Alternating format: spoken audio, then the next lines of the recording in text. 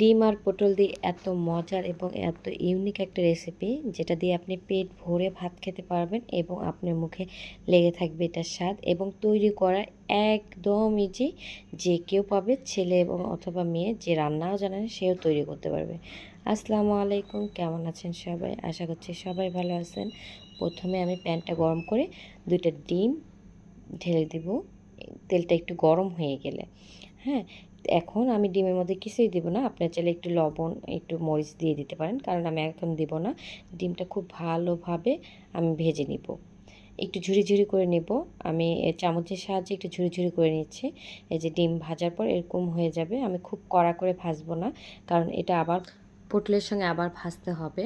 তো দেখতে থাকুন রেসিপিটা আমি কিভাবে করি। আমার ডিম ভাজা হয়ে গেছে, এরকম ঝুরি ঝুরি করে আমি ভেজে তুলে নেব। তারপরে এই প্যানের তেলের মধ্যে আমি পটল মেখে রাখছিলাম 10 মিনিটের মতো। বেশি কিছু না, সামান্য হচ্ছে হলুদ, লবণ আর শুকনো মরিচের গুঁড়ো দিয়ে খুব ভালোভাবে মেখে নিছি। এখন সেই তেলে দিয়ে আমি খুব ভালো করে ভেজে নিব।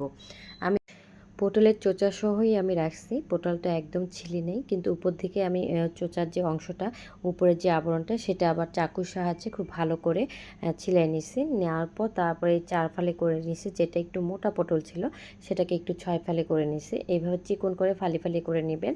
এতে কী হবে, পটল ভাজাটা খুব তাড়াতাড়ি হবে, খেতেও ভালো লাগবে। আর এই রেসিপিতে এইভাবেই পটল দিলে সবচেয়ে ভালো হয়। এইভাবে পটলগুলো আমার ভাজা হয়ে গেছে, দেখতে পাচ্ছেন কীভাবে ভেজে নিছি।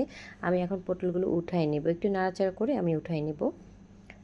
এভাবে উঠাই নিয়ে আমি একটা বাটিতে রেখে দিব। আমার পটল ভাজা হয়ে গেছে। আমি আর একটু তেল দিয়ে নিছি প্যানে, দিয়ে একটু গোটা জিরে দিছি। তারপরে পরিমাণ মতো এখানে বড় বড় 2টা পেঁয়াজ কুচি আছে, আর দিয়ে দিব স্বাদ মতো ঝাল, যে যেমন ঝাল খেতে পছন্দ করেন, আর কয়েক টুকরা রসুন কুচি।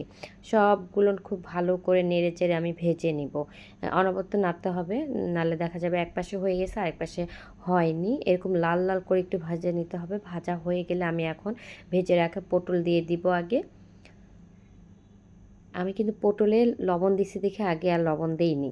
এখন দিয়ে দেবো ঝুরি করা ওই ডিমগুলো। এখন আপনি টেস্ট করে যখন দেখবেন যে লবণের কম বেশিটা, তখন আপনি আপনার স্বাদ অনুযায়ী লবণটা দিয়ে নিতে পারেন। অনেকে লবণ একটু কড়া খায়, অনেকে একটু কম খায়। সে আপনাদের যার যার মানে টেস্ট, সে অনুযায়ী লবণটা দিতে পারেন।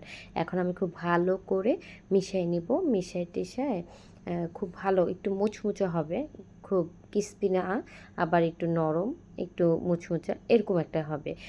খুবই খেতে মজা লাগে। আমার হয়ে গেছে, আমি এই পর্যায়ে বাড়ি নেব। এই যে আমি তুলে নিছি, এরকম একটু লাল লাল হবে। গরম ভাতের সঙ্গে দুর্দান্ত একটা রেসিপি। কে কে এইভাবে পটল ভাজা খেয়েছেন কমেন্ট করে জানাবেন। আল্লাহ হাফেজ।